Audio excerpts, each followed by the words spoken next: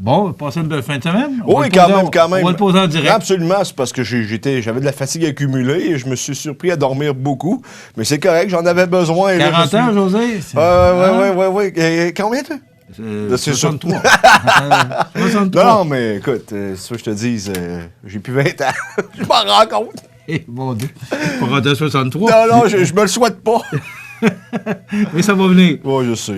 Bon, José, c'est sûr qu'on parle beaucoup actuellement de politique parce que ce sont les élections fédérales.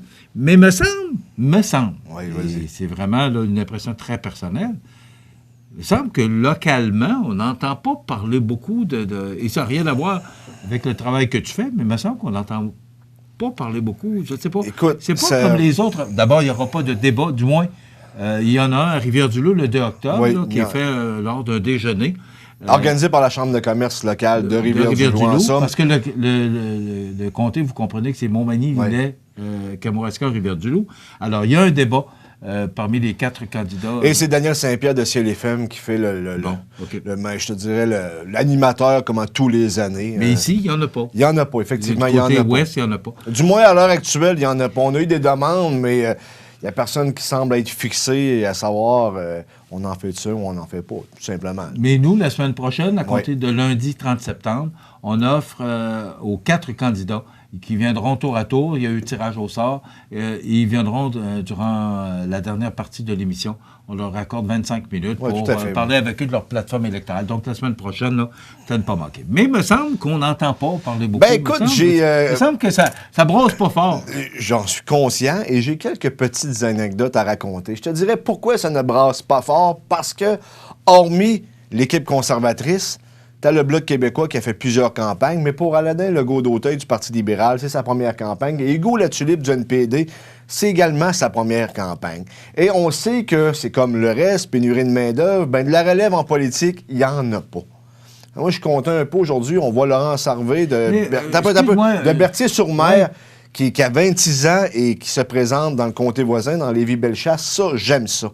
Des jeunes qui s'impliquent en politique, mais il n'y en a pas assez. Pourquoi? Est-ce qu'on a écœuré bien des gens? C'est fort possible. Ben, c'est là que je m'en venais. Exactement. Ce qui se passe avec Justin Trudeau, puis même il y a un candidat conservateur, là, je ne veux pas le nom. Oui, en 92, qui avait... en 92, qui a eu... qui avait pété une balloune, excuse-moi le terme, mais c'est réellement ça. On ressort ça 20 quelques années plus tard. Ça donne pas le goût. Et tout le monde a des squelettes dans le placard. Là. Alors, oui, écoute... Est-ce que tout ça fait pas... craindre les gens de se lancer en politique? Absolument. Mais pour revenir au blackface, parce que je vais revenir au local, le blackface, présentement, ça n'a pas d'impact au Québec pour Justin Trudeau. Même à la rigueur, ça peut l'aider. S'il ne s'était pas excusé, ça l'aurait encore plus aidé. Sais-tu pourquoi? Tout simplement qu'on sait que c'est les conservateurs qui sont derrière l'histoire, qui sont organisés pour que l'histoire sorte. Le calcul des conservateurs est bon pour le Canada anglais parce qu'au Canada anglais, puisqu'on est collé sur les États-Unis et qu'on partage la même langue, on savait ce qu'était un blackface. Même en 2001, semblerait-il qu'il y a des gens qui reprochent à Justin Trudeau, qui est le fils d'un grand premier ministre canadien, aisé, aurait dû savoir ça, OK? Mais au Québec, l'attaque des conservateurs va nuire aux conservateurs parce que même si Justin Trudeau est un centralisateur, un parti qui représente le Canada multiculturaliste, c'est un Québécois. Et tu sais comment les Québécois sont? Ouais. Tu te souviens qu'en 80, on votait René Lévesque au provincial et au fédéral, on élisait Pierre-Éliott Trudeau. On aime se battre pour les nôtres, même si les nôtres ont une vision totalement différente de ce qu'on est en réalité. Donc, tout ça pour te dire que les conservateurs au Québec ne feront pas de gain avec le blackface. Même à la rigueur, ils vont perdre des voix. Par contre, au Canada anglais, le calcul de Scheer est relativement simple. Même si ça ne lui apporte pas directement des votes pour son parti, ça va diviser le vote des libéraux qui sont outrés, parce que tu as certains libéraux, notamment des candidats qui sont outrés, et ils vont aller possiblement soit pour le Parti vert ou l'NPD. Bon. OK? On va faire une pause. OK. On va, parce que moi, je vais te parler justement je vais te parler de la campagne de M. Singh, là, savoir est-ce que ça performe. Semblerait-il qu'il aurait eu la première meilleure semaine, selon les analystes. On va s'arrêter quelques instants et on revient avec les grands titres de l'actualité.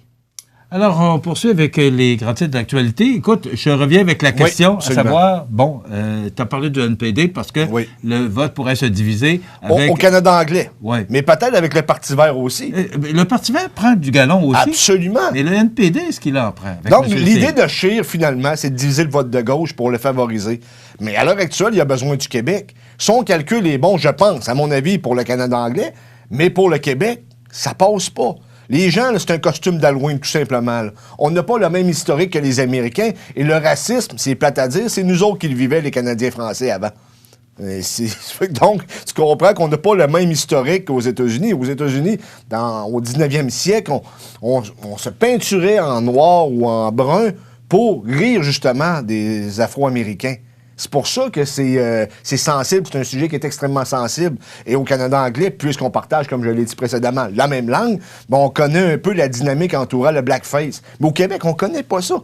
Donc, aussi, là, ce qu'on se dit, on peut-tu parler, excuse-moi, mais des vraies affaires? On peut-tu parler des vrais enjeux? On peut-tu parler de laïcité? Parce que le temps qu'on a parlé de ça, on parle pas vraiment de la vision à long terme. Ça favorise qui au Québec? Le Bloc québécois. Le Bloc québécois qui a parlé de Justin Trudeau en affirmant que oui, il y a eu manque de jugement, mais on va passer à d'autres choses. Je pense que les gens veulent parler des vraies affaires. Tandis que les autres chefs fédéraux ont déchiré leur chemise sur la place publique concernant cet événement.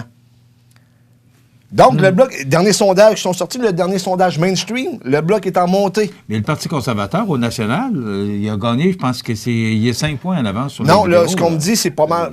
Hier, possiblement dans la marge d'erreur, ouais. OK? Mais au Québec, il n'y a pas de gain. Parce que tu as une bataille du nationalisme qui joue au Québec présentement. Tu as les conservateurs versus le Bloc québécois, qui sait, dans les deux partis, qui vont mieux représenter les Québécois. Mais il y a une difficulté pour les conservateurs. C'est pas à l'époque des progressistes conservateurs de Brian Mulroney où le Bloc n'existait pas. Le Bloc est là présentement. Et tu sais ce que le premier ministre Legault a dit récemment? Il demandait à tous les chefs fédéraux de ne pas contester la loi 21. Les conservateurs ont dit que c'est correct. Par contre, pour le passage d'un oléoduc, M. Legault a dit il n'y en a pas question, ça ne passe pas ici. Et on sait que les troupes conservatrices, en l'occurrence Andrew Scheer, le chef, s'il est élu, il veut passer un oléoduc, il veut passer par-dessus la volonté du Québec. Et ça l'aidera pas. Moi, je vois venir M. Legault, je vais dire, ouais, OK, on va accepter ton oléoduc, mais vous allez prendre mon électricité. Mais l'idée, c'est que... Il ne peut pas y avoir un moment mais c'est exactement ce que les conservateurs essaient de nous vendre. Par contre, le marché canadien, c'est quoi? C'est 20 millions d'habitants si on va vers l'Est. Vers l'Ouest, excuse-moi, parce que vers l'Est, c'est le Nouveau-Brunswick, vers l'Ouest. Par contre, aux États-Unis, juste l'État de New York, il y a plus de monde dans l'État de New York que dans le Canada au complet. Donc, c'est pas mal un meilleur marché aller exporter son électricité à New York. Tu comprends? Et en plus, François Legault joue la même carte que l'Union nationale à l'époque. Il sait qu'il est en position de force. Là. Il était à 50 % dans les intentions de vote à peu près au Québec. Il est très populaire. Il est très populaire. La loi 21, 70 % d'appui chez la population québécoise. Il a le gros bout du bâton pour négocier ce qu'il veut. Il est fort. Donc, la stratégie qu'il voulait appliquer, qu'il avait même annoncé en campagne électorale, à l'heure actuelle, elle fonctionne. C'est intéressant de voir. Il y a beaucoup de... Je peux-tu parler du local? 30 secondes, et vite fait. Oui, rapidement. D'ailleurs, j'ai reçu un appel du NPD. On s'est même parlé de... Ça venait de Montréal, l'appel. On s'est même parlé de Hugo Latulippe, un grand cinéaste, engagé. Il dit, oui, c'est bon. Il dit, mais là, il savait pas que je connaissais ça un peu, la politique. Je dis, ouais, mais c'est qui les autres candidats qui se présentent contre lui? Attendez, je vais m'informer, je le sais pas. Oh. Hey, ça va pas bien, là. Tu fais des appels pour vanter ton cinéaste. Oui, c'est un cinéaste, mais l'autre affaire, c'est connais-tu un des films à Hugo Latulippe, toi? N'en connais-tu un? Non. Moi non plus. OK. C'est intéressant. Donc, toutes les fins d'émission, José est avec nous pour nous faire un peu l'image de ce qui se passe actuellement dans la campagne électorale. Demain, on est allé chez Louis Couillard vendredi après-midi, la Pommeraye, et demain, on vous présente ce que ça donne comme entrevue. Bonne journée, à demain.